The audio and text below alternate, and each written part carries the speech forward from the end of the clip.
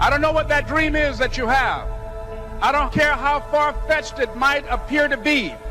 I don't care how disappointing it might have been as you've been working toward that dream. But here's what I know. Someone's opinion of you does not have to become your reality. In the process of working on your dreams, you are going to incur a lot of disappointment, a lot of pain, a lot of setbacks.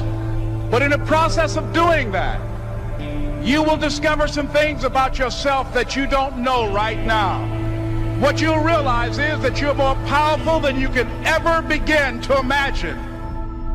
Anybody who is determined to do something, who wants something to be different, it will eventually be different. You're gifted, you're talented. God has much bigger plans for you in your life. Everything around you is going to change as soon as you change the things around you. It's very simple. You can be in the hood, change your mind and everything about your bank account, your surroundings, your environment for your kids, the safety of any and everything going on will all change. I'm tired of everybody running around complaining as if you're on the receiving end of whatever this world wants to dump on you and you don't have a choice. It's time to grow up, man. It's tired of people to really get out of this, excuses sound best to the person that's making them up. I want you to be successful. I want you to stop coming up with reasons and excuses as to why you're doing the same shit over and over and over and over. You want friends who, when something good happens to you, that's good for you, right? They're happy about that. They're not like all bitter and resentful underground and like saying horrible things behind your back and telling you how they did something that was better and trying to drag you down. It's like, that's not helpful. And then when something bad happens to you and you go to them and you say, look, this terrible thing happened to me, first of all, they don't try to top it with some like horrible thing that happened to them because they don't have the patience to listen. And second, they're not secretly gloating about the fact that catastrophe finally befell you. It's like they're actually hurt by it. And that chapter's an injunction. Is like, take a look at the people that are around you. And if they're not on the side of what's good for you, then walk away. You know, nothing happens unless you change. So change is not our enemy, it's our friend. There's a season that you may go through a difficult period, but that is to wake up your ability to change.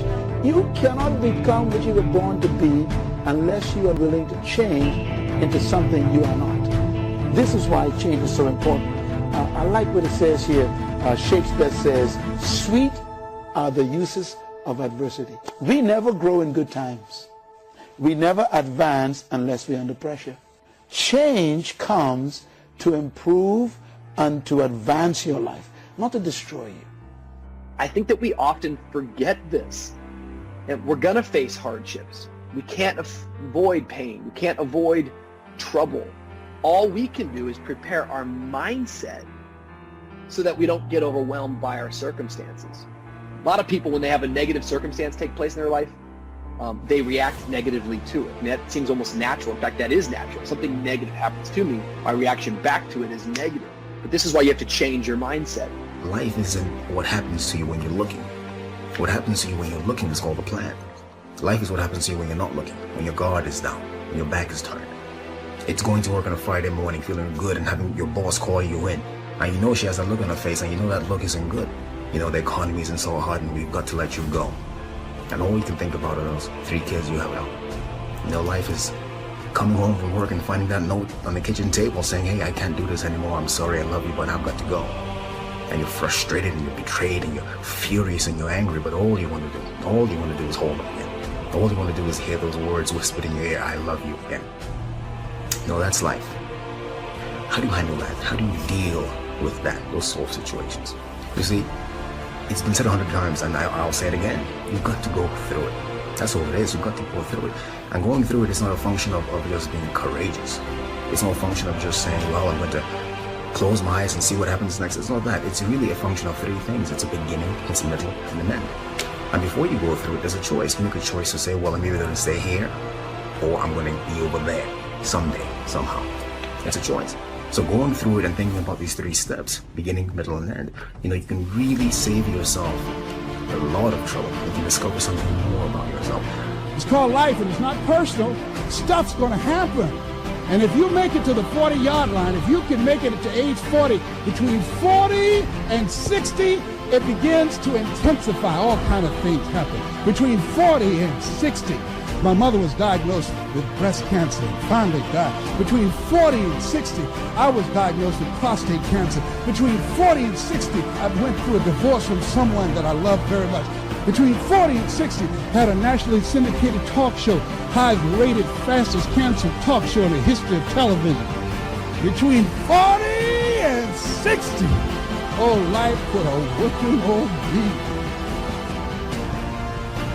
I think the biggest vulnerability you've got is you actually value somebody's opinion more than you value your own. The reason I've been able to always do my thing is when I was 24 and people were like, oh, you work at your dad's liquor store? I heard that as like a chip on my shoulder, you know? I loved it. I was like, cool, keep sleeping, you know? Like, I'm glad you're on Wall Street making $100,000 buying BMWs and double jewelry. I'll see you in 30 years. Like, to me, the way you win is you realize you can't hear nobody. You gotta get real quiet up here. I can't hear anything.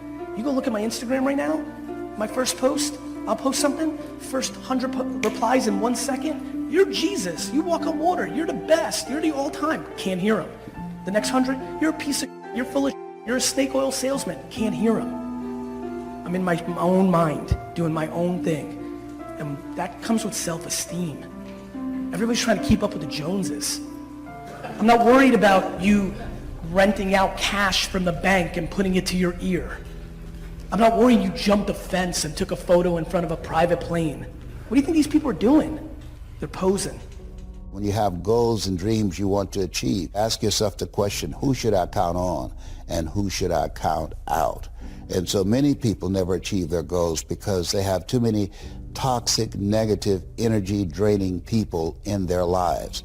And you have to have goals outside of your comfort zone that will challenge you, because in order to do something you've never done, you've got to become someone you've never been. You know, I was homeless, man. I mean, you know, you're in a position where you're going, I got nowhere to go except up. I might as well keep hustling. I was in comedy. I just wasn't making nothing. All the money I was making, I was sending back home to my wife and kids. That didn't last long. She got tired of that real fast. But I couldn't go back to Cleveland because I wouldn't have enough money to drive back down south to perform. One time I drove to the house in Cleveland. I finally got enough money. I drove to the house in Cleveland and everybody was gone. I didn't see my kids for almost 2 years. They just left, boarded up the house. So next thing you know, I'm in the car.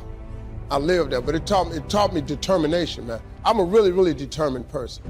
It also taught me that no matter what happens to you, it ain't over. I was determined to be something. As long as God wakes you up. You may have given up on a dream. You think it's been too long. Now you've accepted that you'll never get well, never meet the right person, never start that business. But what God put in your heart, He's not only still going to bring it to pass, but it's going to turn out better than you thought. I found that nothing in life is worthwhile unless you take risks.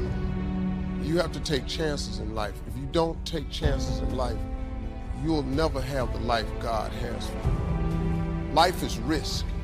It takes courage to pursue your dream.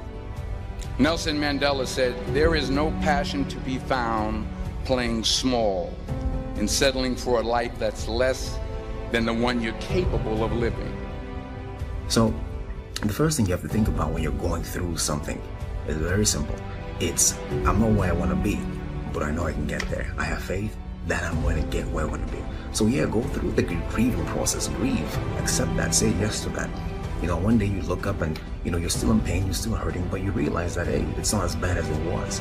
It doesn't hurt as much as it did. And I'm going forward, I'm moving forward.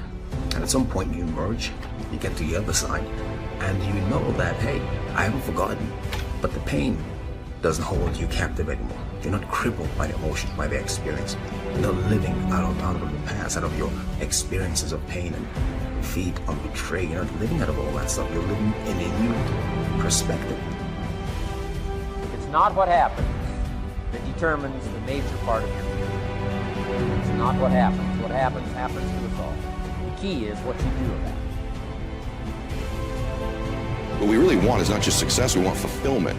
The way we get fulfillment is self-respect, is self-confidence. And that's how somehow in your life you must begin to separate what you do from what people think about it. The people that have really won in life and in business, they eventually drop the addiction to what other people think about them.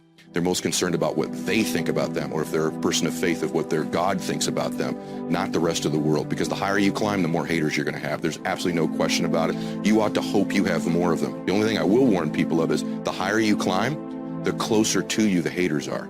So right now, if you're at one level of success, it's people at a distance that are haters.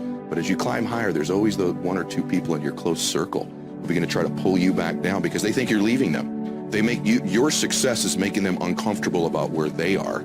And so they begin to do everything they can to pull you back down.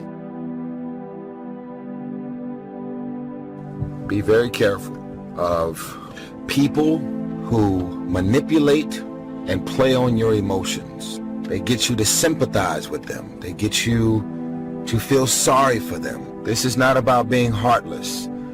I need you to try your best to emotionally protect yourself from a specific characteristic.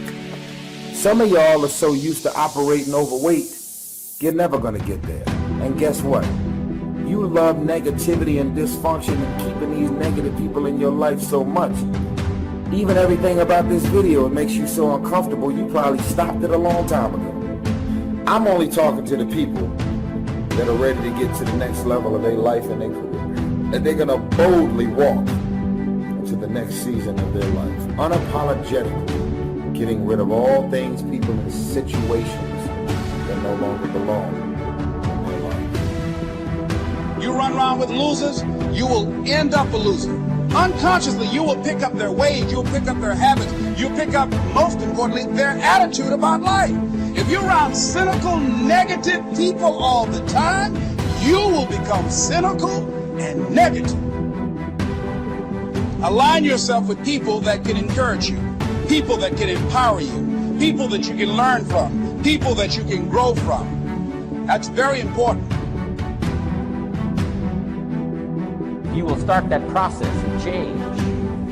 Do something different the next 90 days than you did the last 90 days, like picking up the books to read. Do something different, like the new health disciplines, relationship with your family, whatever it is, doesn't matter how small it is. If you'll start doing different things with the same circumstances, we cannot change the circumstances, but we can change ourselves. We can change what we do. Anytime you go through something, there's a fight. It's either a spiritual fight, an emotional fight, a physical fight. There's some sort of a fight. But the key to the whole thing of this fight is that the form is the fight. That's the only thing you should take away from here today. The form is in the fight. What does that mean? It means that you don't get to become this interesting, dynamic, creative, courageous woman, amazing man without going through something. Right? That's what the form is. The people who are form are the people who you see them and they stand out to you because you know there's something about them. They figured something out about life. They're attractive to you. They're interesting to you. These people have form because they've gone through something. You know, so don't run away from the fight. Meaning, go through it. Don't be afraid to go through it. Get through it because at the end of getting through it, I guarantee you there's at least one thing you discover about yourself. You discover that there's a version of you you haven't discovered yet. You don't even know exists yet. I don't have to tell you things are bad. Everybody knows things are bad. It's a depression. Everybody's out of work or scared of losing their job. The dollar buys a nickel's worth. We know the air is unfit to breathe and our food is unfit to eat. We sit watching our TVs while some local newscaster tells us that today we had 15 homicides and 63 violent crimes, as if that's the way it's supposed to be. We know things are bad, worse than bad.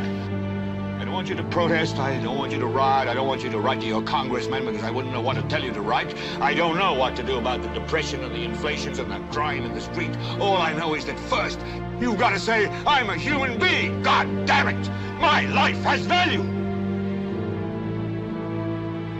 You want to align yourself with people who think like you.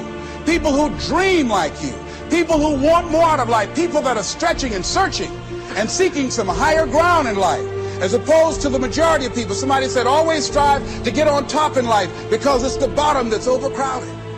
And so you don't want to be on the bottom. See, it's easy to be on the bottom. It doesn't take any effort to be a loser. It doesn't take any motivation, any drive in order to stay down there on a low level. But it calls on everything in you, ladies and gentlemen. You have to harness your will to say, I'm going to challenge myself. Sometimes I have to pull myself out of bed and say, come on, Les. Things I know I should do, I don't do. Things I shouldn't do, I do. I found that the biggest enemy you have to deal with is yourself. There's an old African proverb that says, if there's no enemy within, the enemy outside can do us no harm. Beware of vision, dream, and passion killers. Most of the people that have no dreams will wake up every day trying to talk you out of your dreams. They have no goals. They have nothing that they're ambitious about. So they will talk you out of all the shit that you're excited about. Family and friends, in most cases, sad to even say this, family and friends in most cases will be the first to try and talk you out of something that you're passionate, excited about, and that you have a vision for.